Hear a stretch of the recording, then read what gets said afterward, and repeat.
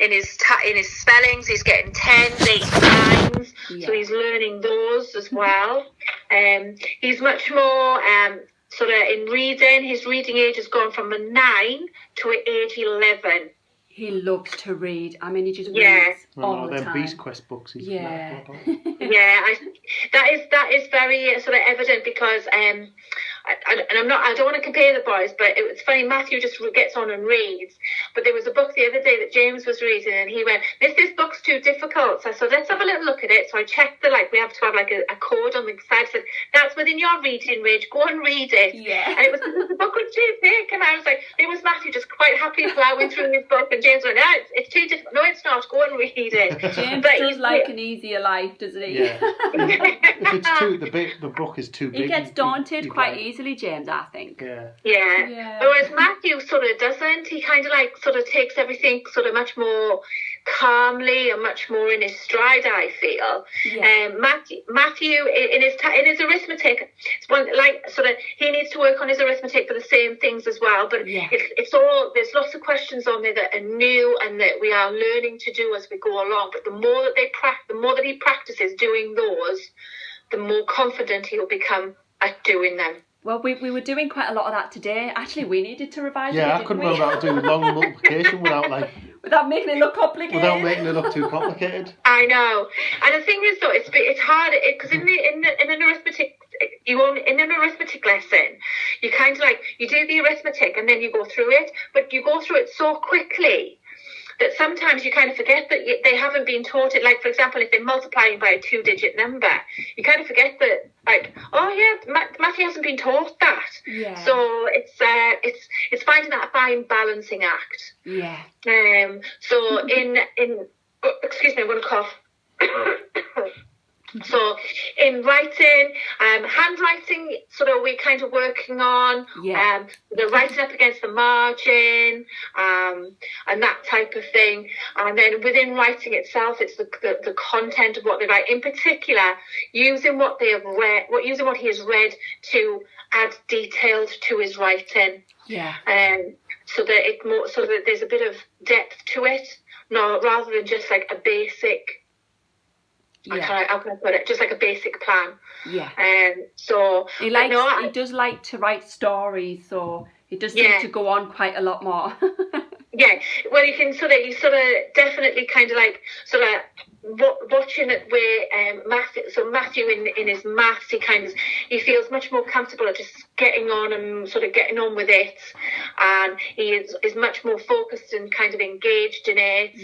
It's not as easily distracted, although I have had to speak to him like last week about turning around, but purely that's just for the fact of obviously with the COVID in the classroom, we can't have them the children turning around. So, and that type of thing. But I tell you what, he doesn't have to drink a lot of water and wants the toilet constantly. Do you know, it's funny, I know he does, I keep telling him. Well, we do tell him he has to drink a lot of water. Yeah. And you know what? You complain at him if they come home with too much water? No, I don't. I like to see him look like he's drinking. Because when they're on a weekend, if I don't tell him to have a drink, they can go all day without drinking. So maybe it's that. Maybe I do say to him though, try and work out your break so that you're drinking it before your break, and then go for 20 minutes. I always say. Yeah. So I apologise. No, but the issue, the problem we have at the moment, and it's not his fault, God love him, but I think he's saying he's within 10 minutes, can I go to the toilet? I'm going, you've just been. Oh, that's not good. It's all your water you're drinking. But I totally get that because my little boy doesn't drink a lot of water, and he's only just stopped wetting the bed, and that's because he wasn't drinking enough water in the daytime. So we've had to try and train him to drink loads of water. So I do get making sure that they drink plenty during the day. It's just one of those funny things that within 10 minutes, it's like, hand up, I need to go, can I please go to the toilet? I mean, you've just been. Yeah, he does that. He tries it, especially at night time, at bedtimes, doesn't he? I'm always like, nope, you've been, you should be fine. Yeah. The problem we have at the moment is that because we have 3 staggered break times, so from about quarter past 10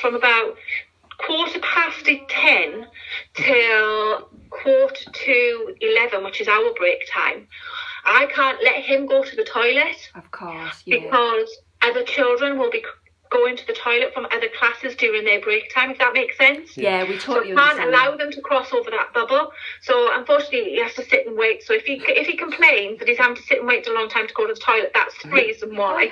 That's you. Tell him to drink tons of water. But I do say to him, try and work out your break so you can go. Well, bless him, he is working out when it's break, but it's not our break, it's everybody else. Oh no! I'll lay off a bit. You feel terrible. Yeah. No, I'll lay off a bit. Our breaks at 11:15. So if you can hang, it's a long morning now from 9 o'clock, quarter to 9 to quarter. I got to be honest, I have to dance around at some points as well. But honestly, he's come back in, he's settled, he puts his hand up, he contributes in the lessons. If I ask him a question, he's not afraid to answer the question. He tries so hard in lessons. And like it's just been an absolute sort of joy having him back in class and sort of watching him settle and kind of get on with the tasks that we have in place. And outside, he's boisterous, he gets stuck in with the lads, he runs around. It's a typical boy. Yeah, Matthew definitely is. Yeah, a typical boy, and he's full of life, and they get all of the boys, and they all get on really, really well with each other, and that really helps. And Matthew's part of that. He gets on really well with all the other boys as well in class. Oh, fantastic. No, it's I'm very lucky this year. Very lucky. I have a very lucky class. Oh, that's good. So, I will say about Matthew, sorry.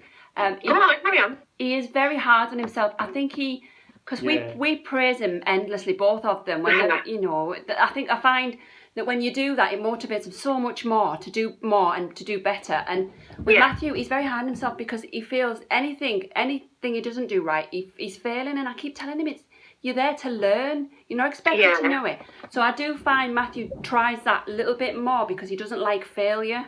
We're trying to help him out of that because it's not fair to himself. But I think that he's always going to I think personally he's always going to be that person who's good. And I know it's hard because it's not about pleasing other people. It's about doing it for yourself and learning to do it for yourself. But I think he is always going to be, part of him is always going to be that person to try and please somebody else. And try and kind of like, I'll do it for somebody else. And I think that's and that's not a bad thing, but it's finding, like, as usual, it's finding that balance to, yes, please somebody else, but also kind of, I've done it for myself this time. Look, I can do it for myself. And I think that he will get there. I think he really, really will. And I think that's he's a little bit more mature than James as well. And he kind of like has that much more sort of, you can see him starting to balance those things about a little bit. Yeah, we noticed that. So God love him though. I know. So the boys, I hope you're not going to work them too hard this weekend, mind. No, I tend to try and avoid weekends so they have that time for them. But we did manage to get 2 pieces of work done today because I'd started early before you'd sent me the work, so we'd already got work done. So bless them. We haven't stopped till 3 o'clock really. Have the 9 till 3. Oh God, love them. But I wasn't sure I wasn't sure this morning. I know, because we'd had that conversation yesterday. I wasn't sure whether the boys would be in today. So when they weren't in, I thought, right, I need to know straight away. And obviously, then I got that message up perfect. But so uploading the work onto the dojos takes so much longer than it does doing it by email. And sometimes when you open up on the dojos, you can't see it, or it doesn't always come out as clearly, or something's offline. So I hope you don't mind that I will continue now to use your email to send work. No, that's absolutely brilliant. Yeah, we did that. We went with Mrs. Jones. I prefer the email. It just works so much easier, so much tidier and together, isn't it? That's fantastic. I can stick it all in one email and that's it.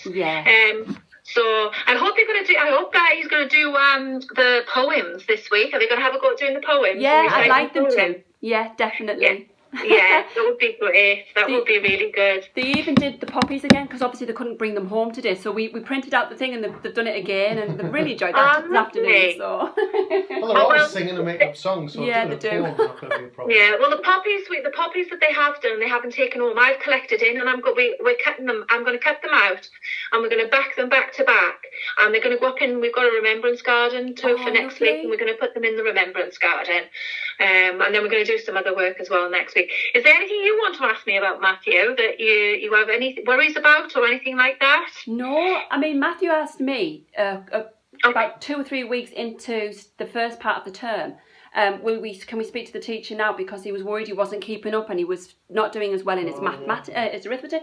And I said to him, you're being hard on yourself, like we've already discussed. And to be fair, I said to him, if there was any problems, you would get in touch, and you haven't. Absolutely, So now he's much happier. I think he's more content now, knowing that he's pushing himself a little bit too much hard on himself, isn't he? So no, we're really happy, actually. I mean, the boys seem happy. Yes. Well, Matthew, both boys are happy, but Matthew is a happy boy in school. Like I said, he gets along with the others. He's always happy. He's always having a chat. He's always sort of having a conversation with the boys and the girls, actually, because he sits next to Peyton in class. Yeah. So it's not as if sort of I don't have to speak to it. There's never any falling outs which involve Matthew. So he is really settled in class, And I think part of the thing about him sort of wanting you to speak to me is that his confidence, that he's kind of doesn't have faith in himself. Yeah. And that, but that's something that grows. Yeah. But I'd like to say it grows. My 15-year-old, she doesn't have faith in herself either, and so we're going through traumas with her. But I think that we're at whichever stage of life they're at, there will always be something that they'll doubt themselves about. And I think it's about us as teachers and parents, it's about giving them those strategies and that confidence to kind of go, do you know what? Yeah, I am doubting myself, but I can find a way through it. And I think as long as we support Matthew in finding a way through, the fact is that, look, the reason maybe you're not as confident in arithmetic is you haven't covered all the topics. Yeah. So just have a go, and maybe next week work on one more. That's try and work and do it that way. And I think that's how we can support Matthew in sort of building his confidence and relay his fears that he's not doing as well, when really he's doing the best he possibly can, and that's all we can ask. Yeah, we're on the same wavelength, so that's fantastic.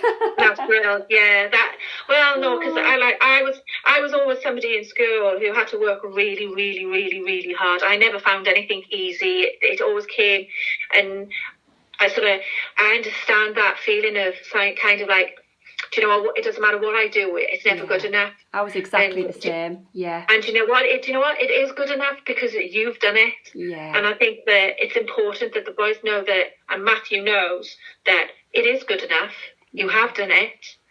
And yes, I do have a rant and a rave now and again about handwriting presentation and this, that, and the other.